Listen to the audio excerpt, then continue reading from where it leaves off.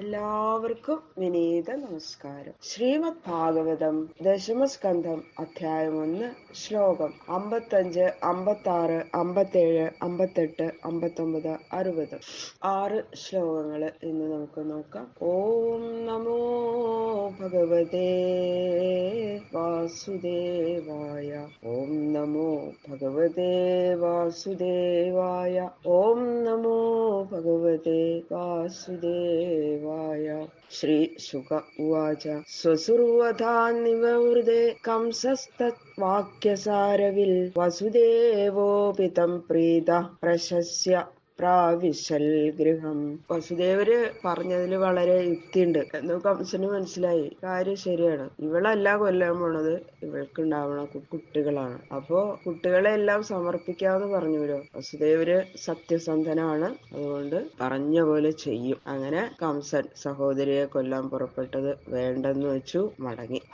വസുദേവർക്കും വളരെ സമാധാനായി. ഉദ്ദേശം ഫലിച്ചതില് വസുദേവരും സന്തോഷിച്ചു. കംസനെ എങ്ങനെ കുറെ സ്തുതിച്ചു കൊണ്ട് രണ്ടുപേരും കൂടി തന്റെ ഗൃഹത്തിലേക്ക് മടങ്ങി പോവുകയും ചെയ്തു. അതാണ്, ആലോചിച്ച് പ്രവർത്തിക്കാൻ തക്ക ബുദ്ധിശക്തിയുള്ളവർക്ക് എത്ര മുട്ടാളന്മാരെയും തൽക്കാലം സമാധാനപ്പെടുത്താനും ആപത്തിനെ, അത്രയും അടുത്ത് നിൽക്കുന്ന ആപത്തായിരുന്നു അല്ലെ, അതിനെ ബുദ്ധി കൊണ്ട് അകറ്റാനും കഴിയുമെന്ന് ഈ വാസുദേവന്റെ ഈ പ്രവൃത്തി വെളിപ്പെടുത്തിയിരിക്കണം.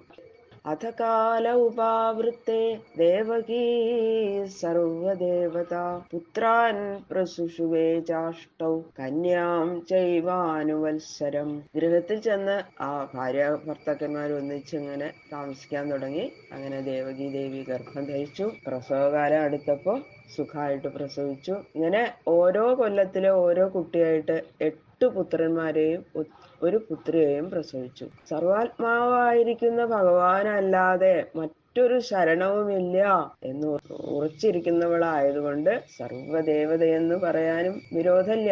പൂർവ്വജന്മത്തില് ദേവകി സർവദേവന്മാരുടെയും ജന്മസ്ഥാനമായിരുന്ന അതിഥി ദേവി ആയിരുന്നല്ലോ, അതുകൊണ്ടും സർവദേവതാ സ്വരൂപിണി എന്നും പറയാം. കീർത്തിമന്തം പ്രഥമജം കംസായാനകദുന്ദുഭി അർപ്പയാമാസ കൃച്ഛ്രേണ സോ നൃതാത് അതിവിഹ്വല. ദൈവാധീനം നല്ലപോലെ ഉള്ള ആളായിരുന്നു അല്ലെ വാസുദേവൻ. എല്ലാ ഈശ്വരന്മാരുടെ അനുഗ്രഹങ്ങളും നല്ലോണം കിട്ടിയിട്ടുണ്ട്. അതുകൊണ്ടാണല്ലോ അദ്ദേഹത്തിന്റെ ജന്മസമയത്ത് തന്നെ ദേവന്മാര് വാദ്യവിശേഷങ്ങളെ പ്രയോഗിച്ച് വെളിപ്പെടുത്തിയത്. അതുകൊണ്ട് പ്രതിജ്ഞ തെറ്റി നടക്കാൻ വസുദേവന് ഒട്ടും സമ്മതമല്ല. വേണ്ട പോലെ ചെയ്തു. ഒന്നാമതുണ്ടായ കീർത്തിമാൻ എന്നുപേരായ പുത്രനെ വളരെ ദുഃഖത്തോടു കൂടിയിട്ടാണെങ്കിലും കംസനായിട്ട് സമർപ്പിച്ചു. പ്രസവിച്ച ഉടനെയല്ല, നാമകരണം ചെയ്തതിനു ശേഷമാണെന്ന് കൊടുത്തതെന്ന കീർത്തിമാൻ എന്നു പേര് ഇട്ടിട്ടുണ്ടെന്ന് പറഞ്ഞല്ലോ. കീർത്തിമാൻ എന്നു പേരായ ഉണ്ണിയെ. അപ്പൊ അതുകൊണ്ട് നാമകരണം കഴിഞ്ഞിട്ടാണ് ആ ഉണ്ണിയെ കൊണ്ട് കൊടുത്തത്.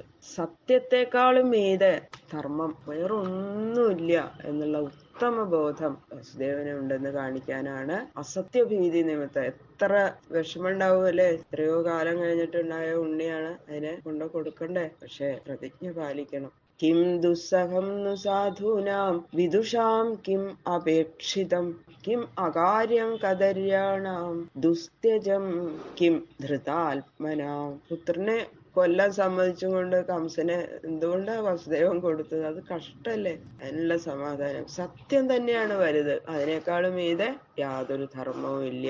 സത്യാം നാസ്തി പരോധർമ്മ ധർമ്മോസ്മത് കുലദൈവതം എന്നുറച്ചിരിക്കുന്ന സജ്ജനങ്ങള് സത്യധർമ്മ പരിപാലനമാവുന്ന അവരുടെ വ്രതത്തെ രക്ഷിക്കാൻ വേണ്ടി എന്തും സഹിക്കും. പുത്രനെ ലാളിക്കുന്ന സുഖം കുറച്ചു കാലത്തേക്കെങ്കിലും അനുഭവിക്കണമെന്നുള്ള ആഗ്രഹം സകല മനുഷ്യർക്കും ഉണ്ടാകാതിരിക്കോ? ഭഗവാൻ തന്നെ പരമാർത്ഥ സ്വരൂപൻ. സത്യപരിപാലനം തന്നെ ഭഗവത് ഭക്തിയുടെ ലക്ഷണം എന്നുള്ള തത്വത്തെ അറിഞ്ഞിരിക്കുന്ന വിദ്വാൻമാർക്ക് ഭഗവത് പ്രീതിയേക്കാളും മീതെ ആഗ്രഹിക്കത്തക്കതൊന്നുമില്ല. താൻ തന്നെ കൊണ്ടുപോയി കൊടുത്താൽ കംസൻ കുട്ടിയെ കൊല്ലാതെ വിട്ടേക്കും എന്നുള്ള വിചാരം വസുദേവനുണ്ടായിരുന്നു. അതും ഉണ്ടായിരുന്നില്ല. എന്താന്ന് വെച്ചാ കംസനെ പോലെ ഇത്ര ഒരു ദുഷ്ടൻ അങ്ങനെ ചെയ്യുന്നുള്ളത് വിചാരിച്ചിട്ടില്ല, പ്രതീക്ഷിച്ചിട്ടേ ഇല്ല. തിരിച്ചു കൊണ്ടു കൊടുക്കുന്ന ദേവകിയും അതിന് സമ്മതിച്ചൂലോ പുത്രനെ. എത്ര വിഷമത്തോടു കൂടി. ഭഗവാന്റെ തത്വത്തെ അറിഞ്ഞിരിക്കുന്നവർക്ക് ഉപേക്ഷിക്കാൻ കഴിയാത്തത് എന്താണ്? എല്ലാം ദേവി വിചാരിച്ചു, എല്ലാം ഈശ്വരാജ്ഞ, എങ്ങനെ അതുപോലെ നടക്കട്ടെ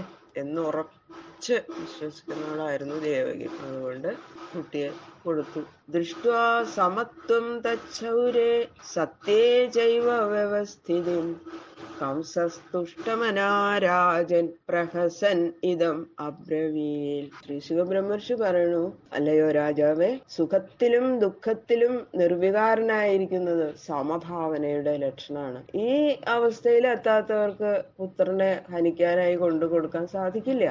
സത്യത്തില് ദൃഢവിശ്വാസം ഇല്ലാത്തവരും അത് അപ്പ അങ്ങനെ പറഞ്ഞു എന്ന് വിചാരിച്ചിട്ട് ഇപ്പൊ കൊടുക്കണമെന്നുണ്ടോ എന്ന് വിചാരിച്ച് ഇരുന്നില്ലല്ലോ. പറഞ്ഞ വാക്ക് പാലിച്ചു.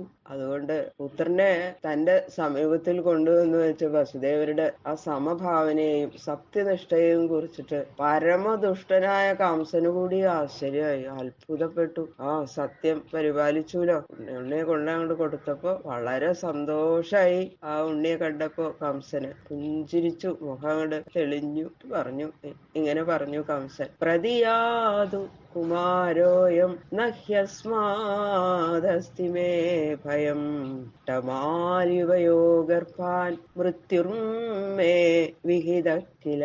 സുദേവരെ, ഈ കുട്ടിയിൽ നിന്ന് എനിക്ക് ഭയമില്ലല്ലോ.